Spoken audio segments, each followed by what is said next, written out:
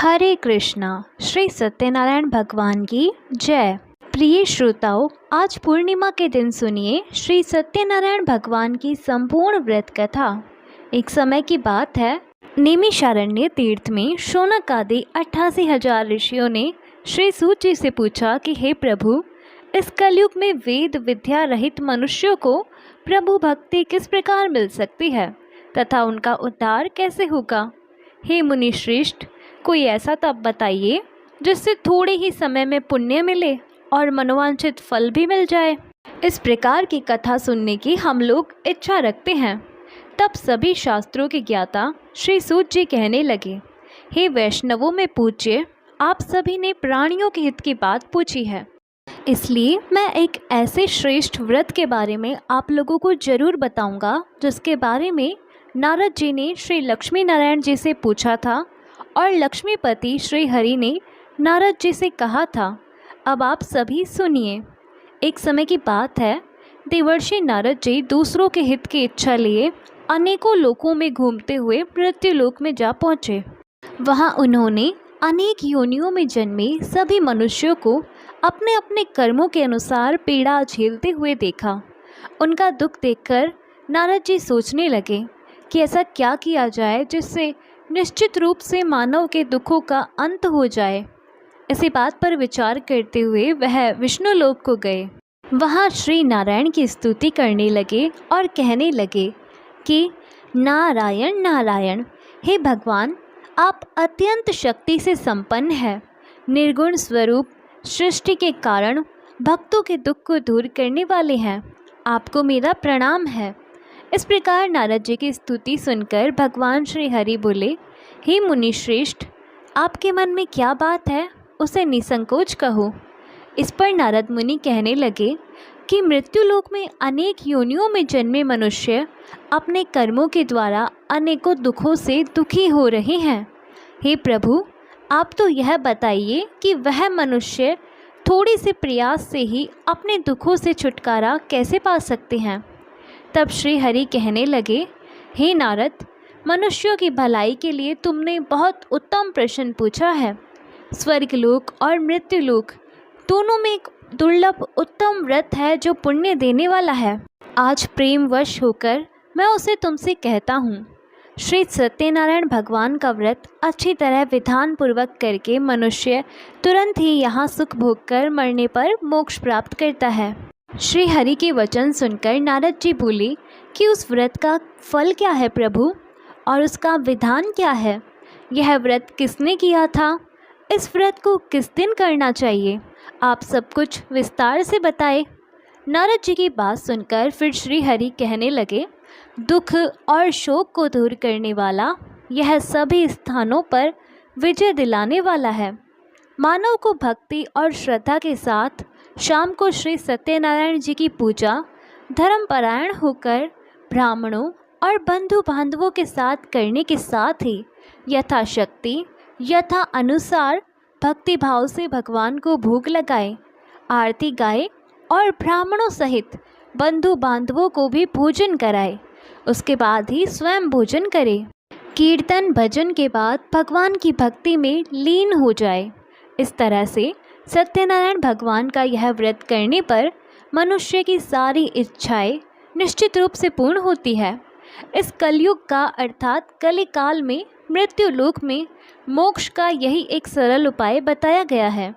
श्री सूत जी बोले, हे ऋषियों, जिसने पहले समय में इस व्रत को किया था, अब उसका इतिहास कहता हूँ, ध्यान से सुनो। सुंदर काशीपुरी नगरी में एक अत्यंत निर्धन ब्राह्मण रहता था। भूख प्यास से परेशान वह धरती पर घूमता रहता था। ब्राह्मणों से प्रेम करने वाले भगवान ने एक दिन ब्राह्मण का वेश धारण करके उसके पास जाकर पूछा, हे ब्राह्मण देवता, नित्य दुखी होकर तुम पृथ्वी पर क्यों घूमते हो। तब वह दीन ब्राह्मण बोला, मैं निर्धन ब्राह्मण हूँ, भिक्षा के लिए धरती पर घूमता हूँ। यदि आप इसका कोई उपाय जानते हो तो बताओ। वृद्ध ब्राह्मण रूपी भगवान कहने लगे कि सत्यनारायण भगवान मनोवांछित फल देने वाले हैं, इसलिए तुम उनका पूजन करो। इसे करने से मनुष्य सभी दुखों से मुक्त हो जाता है। व्रत ब्राह्मण बनकर आए सत्यनारायण भगवान उस निर्धन ब्राह्मण को व्रत का सारा विधान बताकर अंतर्ध्यान हो गए।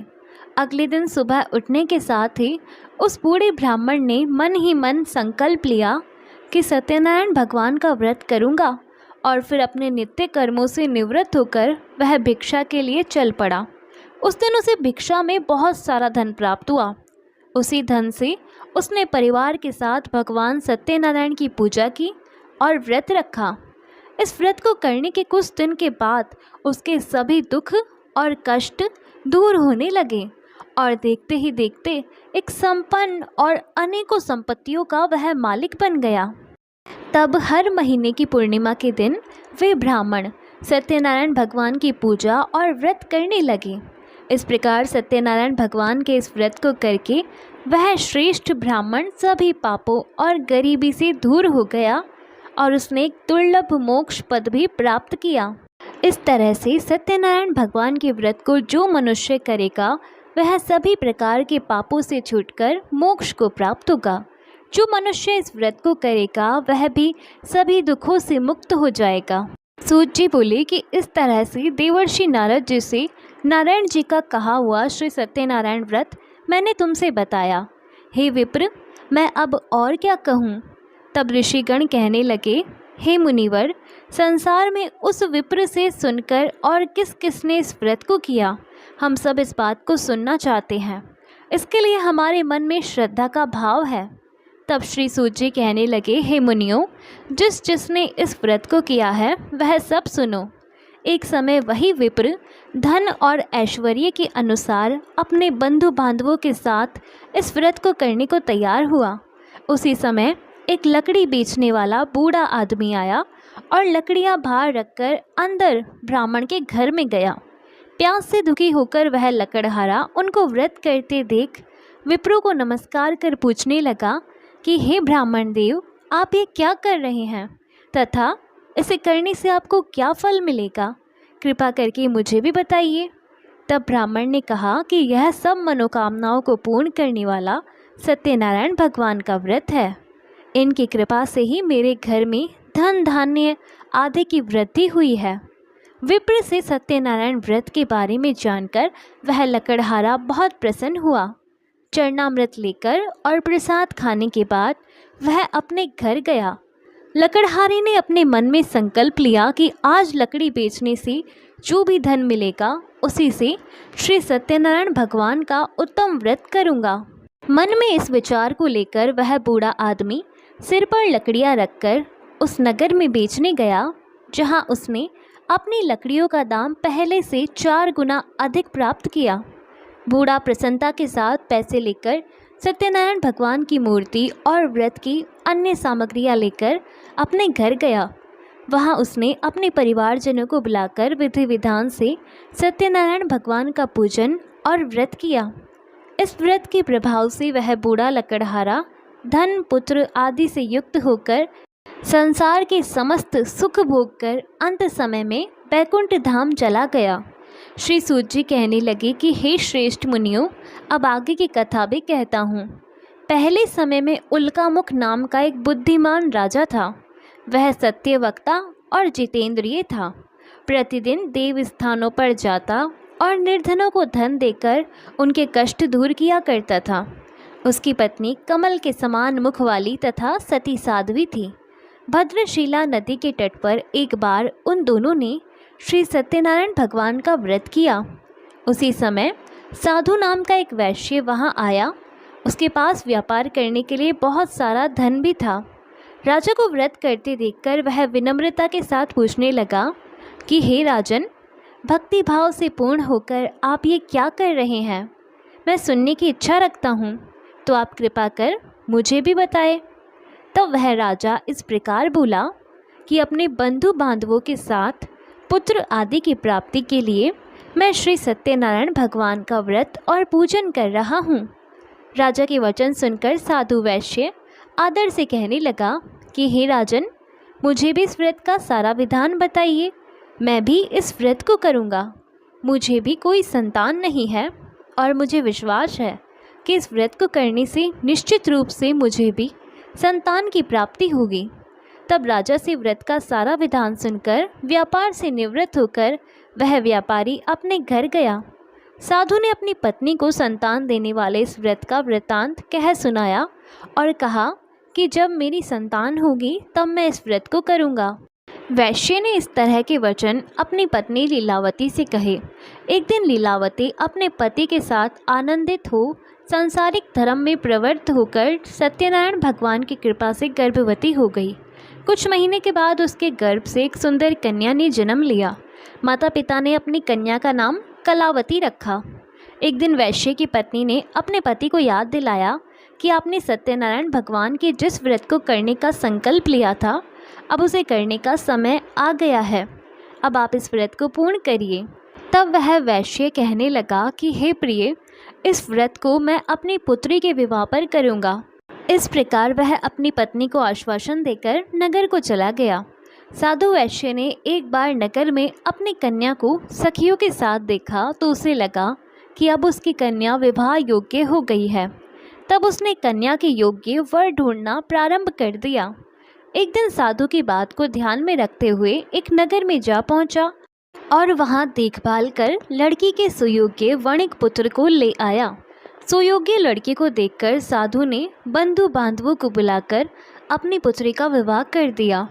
लेकिन दुर्भाग्य की बात यह है कि साधु वैश्य ने अभी भी श्री सत्यनारायण भगवान का व्रत नहीं किया था।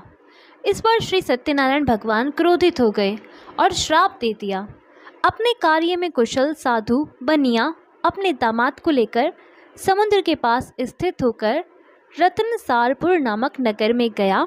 वहां जाकर दामाद ससुर दोनों ने मिलकर चंद्रकेतु राजा के नगर में व्यापार करना शुरू कर दिया। एक दिन भगवान सत्यनारायण की माया से एक चोर राजा का धन चुराकर भाग रहा था। उसने राजा के सिपाहियों को अपना पीछा करते देख चुराया हुआ सारा धन वहां रख दिया जहां साधु अपने दामाद के साथ ठहरा हुआ था।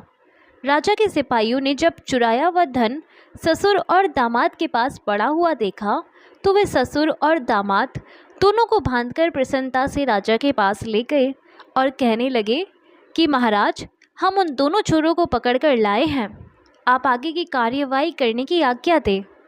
तब राजा की आज्ञा से उन दोनों को कठिन कारावास में डाल दिया गया और उनका सारा धन भी उनसे छीन लिया गया। श्री सत्यनारायण भगवान के श्राप से साधु की पत्नी भी बहुत दुखी हुई। घर में जितना भी धन रखा था उसे चोर चुरा ले गए। शारीरिक तथा मानसिक पीड़ा और भूख प्यास से अति दुखी होकर अन्न की चिंता में कलावती एक ब्राह्मण के घर गई। वहां उसने श्री सत्यनारायण भगवान का व्रत होते देखा। फिर कथा भी सुनी और वह प्रसाद ग्रहण कर रात को अपने घर वापस आई। तब माता ने कलावती से पूछा कि हे पुत्री, तुम अब तक कहाँ थी? तुम्हारे मन में क्या है? तब कलावती ने अपनी माता से कहा कि हे माता, मैंने एक ब्राह्मण के घर में श्री सत्यनारायण भगवान का व्रत होते देखा है।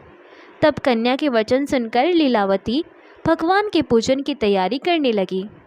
लीलावती ने अपने परिवार और बंधु बांधवों के सहित सत्यनारायण भगवान का पूजन किया और उनसे वर मांगा कि मेरे पति तथा दामाद शीघ्र ही घर वापस आ जाए। साथ ही यह प्रार्थना भी की कि हम सभी की अपराध क्षमा करें। श्री सत्यनारायण भगवान इस व्रत से संतुष्ट हो गए और राजा चंद्रकेतु को सपने में दर्शन देकर कहने लगे कि हे राजन, तुम उन दोनों वैश्यों को छोड़ दो और तुमने उनका जो भी धन लिया है उसे भी वापस कर दो। अगर तुमने ऐसा नहीं किया तो मैं तुम्हारा सारा धन, राजपाट और संतान सभी कुछ नष्ट कर दूंगा। राजा को यह सब कहकर वह अंतर ध्यान हो गए। प्रातःकाल सभा में राजा ने अपना स्वप्न सभी को सुनाया। फिर कहने लगे कि उन दोनों को कैद से मुक्त कर सभा में लाओ।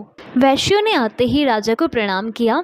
तब राजा कहने लगा कि हे महानुभावों, भाग्यवश ऐसा कठिन दुख तुम्हें प्राप्त हुआ है, लेकिन अब तुम्हें किसी बात का कोई भय नहीं है। ऐसा कहकर राजा ने उन दोनों को नए वस्त्र आभूषण भी पहनाए और जितना धन उनका लिया था उससे दोगुना धन वापस कर दिया। इस तरह दोनों वैश्य अपने घर की ओर चल दिए। श्री सूत जी महाराज कहने लगे कि इस प्रकार वैश्यों ने मंगलाचार कर अपनी यात्रा प्रारंभ की और अपने नगर की ओर चल दिए।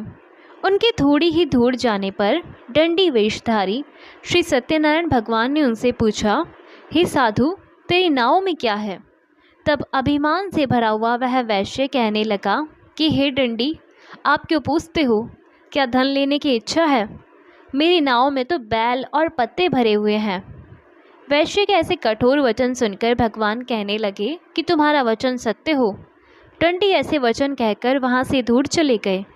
कुछ दूर जाकर समुद्र के किनारे बैठ गए। इधर दंडी के जाने के बाद साधु वैश्य ने नित्य क्रिया के पश्चात अपनी नाव को जब ऊंची उठते देखा तो बड़ा आश्चर्य हुआ और नाव में बेल पत्ते आदि भरे हुए देखकर वह मूर्छित होकर जमीन पर ही गिर पड़ा। वापस होश में आने पर वह अत्यंत शोक में डूब गया। तब उसका दामाद कहने लगा कि पिताजी, आप शोक मत मनाइए, यह सब दंडी का ही श्राप है, इसलिए हमें उनकी ही शरण में जाना चाहिए, तभी हमारी मनोकामना पूर्ण हो सकेगी। दामाद की बात सुनकर वह दंडी के पास पहुंचा और अत्यंत भक्ति भाव नमस्कार करके कहने लगा कि हे महाराज, मैंने आपसे जो असत्य वचन कहे थे उनके लिए मुझे क्षमा कर दे। ऐसा कहकर वह रोने लगा। तब दंडी भगवान कहने लगे कि हे वणिक पुत्र, मेरी आज्ञा से बार बार तुम्हें दुख प्राप्त हुआ है, तू मेरी पूजा से विमुख हुआ है। तब वह साधु वैश्य कहने लगा कि हे भगवान, आपकी माया से ब्रह्मादि देवता भी आपके रूप को नहीं जानते, तब मैं भला अज्ञानी कैसे जान सकता हूँ। अब आप प्रसन्न होइए, मैं अपनी सामर्थ्य के अनुसार आपकी पूजा और व्रत अवश्य करूँगा। हे प्रभु, मेरी रक्षा करो और पहले के समान मेरी नौका में धन भर दो। साधु वैश्य के भक्तिपूर्वक वचन सुनकर भगवान प्रसन्न हो गए और उसकी इच्छा अनुसार वरदान देकर अंतर्ध्यान हो गए। दामाद और ससुर दोनों जब नाव पर आए तो नाव धन से भरी हुई मिली। फिर वहीं अपने अन्य साथियों के साथ सत्यनारायण भगवान का पूजन कर वे दोनों अपने नगर को चल दिए। जब नगर के नज़दीक पहुँचे तो दूत को घर पर खबर करने के लिए भेज दिया। दूत साधु की पत्नी को प्रणाम कर कहने लगा कि मालिक अपने दामाद सहित नगर के निकट आ गए हैं। दूत की बात सुनकर साधु की पत्नी लीलावती ने बड़े हर्ष के साथ सत्यनारायण भगवान का पूजन कर अपनी पुत्री कलावती से कहा कि मैं अपने पति के दर्शन को जा रही हूँ, तू भी कार्य समाप्त कर जल्दी आ जाना। माँ के ऐसे वचन सुनकर कलावती जल्दी जल्दी में प्रसाद छोड़कर अपने पति के पास चली आई। इस तरह प्रसाद की अवज्ञा के कारण श्री सत्यनारायण भगवान रुष्ट हो गए और नाव सहित उसके पति को पानी में डुबो दिया। कलावती अपने पति को वहां ना पाकर रोती हुई जमीन पर गिर गई। नौका को डूबा हुआ देख और कन्या को रोता हुआ देख वह साधु वैश्य दुखी होकर कहने लगा कि हे प्रभु, मुझसे तथा मेरे परिवार से जो भी भूल हुई है उसे क्षमा करें। साधु के दीन वचन सुनकर श्री सत्यनारायण भगवान प्रसन्न हो गए और आकाशवाणी हुई कि हे साधु, तेरी कन्या मेरे प्रसाद को छोड़कर आई है, इसलिए उसका पति अदृश्य हो गया है। यदि अब वह घर जाकर प्रसाद खाकर लौटे तो इसे इसका पति अवश्य मिलेगा। ऐसी आकाशवाणी सुन कलावती ने वैसा ही किया जैसा आकाशवाणी के दौरान भगवान ने कहा था और फिर प्रसाद ग्रहण करने के बाद जब वह वापस आई तो अपने पति के दर्शन करके वह अत्यंत प्रसन्न हुई। उसके बाद साधु वैश्य अपने बंधु बांधवों सहित भगवान श्री सत्यनारायण भगवान का विधि विधान से पूजन करता है और इस लोक का सभी सुख भोग कर वह अंत में स्वर्ग जाता है। श्री सूत जी बोले, हे ऋषियों, मैं और भी एक कथा सुनाता हूँ, उसे भी ध्यान पूर्वक सुनो। प्रजा पालन में लीन तुंगध्वज नाम का एक राजा था। उसने भी भगवान का प्रसाद त्याग कर बहुत ही दुख प्राप्त किया। एक बार जंगल में जाकर वन्य पशुओं को मारकर वह बड़े पेड़ के नीचे आया। वहाँ उसने ग्वालों को भक्ति भाव से अपने बंधु बांधवों सहित सत्यनारायण भगवान का पूजन करते देखा। अभिमानवश राजा ने उन्हें देखकर भी पूजा स्थान में ना तो वह गया और ना ही उसने भगवान को प्रणाम किया। ग्वालों ने राजा को प्रसाद दिया, लेकिन उसने वह प्रसाद भी नहीं खाया और प्रसाद को वही छोड़कर अपने नगर को चला गया। जब राजा अपने नगर में पहुंचा तो वहां सब कुछ तहस नहस हुआ पाया तो शीघ्र ही वह समझ गया कि यह सब भगवान के अनादर का ही परिणाम है। तब वह दोबारा ग्वालों के पास पहुंचा और विधि पूर्वक पूजा करके प्रसाद खाया तो श्री सत्यनारायण भगवान की कृपा से सब कुछ पहले जैसा ही हो गया और फिर दीर्घ काल तक सभी सुख भोग कर अंत में वह मोक्ष पद को प्राप्त हुआ। जो मनुष्य परम दुर्लभ इस व्रत को करेगा तो भगवान सत्यनारायण की कृपा से उसे धन धान्य की प्राप्ति होगी। इस व्रत के प्रभाव से निर्धन धनी हो जाता है और भय मुक्त होकर जीवन जीता है। संतानहीन मनुष्य को संतान सुख प्राप्त होता है और सारी मनोरथ पूर्ण होने पर वह मनुष्य अंत में वैकुंठ धाम को जाता है। सूत जी बोले, जिन्होंने पहले इस व्रत को किया है अब उनके दूसरे जन्म की कथा कहता हूँ। वृद्ध शतानंद ब्राह्मण ने सुदामा का जन्म लेकर मोक्ष की प्राप्ति की। लकड़हारे ने अगले जन्म में निषाद बनकर मोक्ष प्राप्त किया। उल्कामुख नाम का राजा दशरथ होकर वैकुंठ को गए। साधु नाम के वैश्य ने मोरध्वज बनकर अपने पुत्र को आरे से चीरकर मोक्ष पाया। महाराज तुंगध्वज ने स्वयंभू होकर भगवान में भक्ति युक्त होकर कर्म कर मोक्ष पाया। श्री सत्यनारायण भगवान कथा समाप्त हुई। प्रेम से बोलिए श्री सत्यनारायण भगवान की जय। राधे राधे।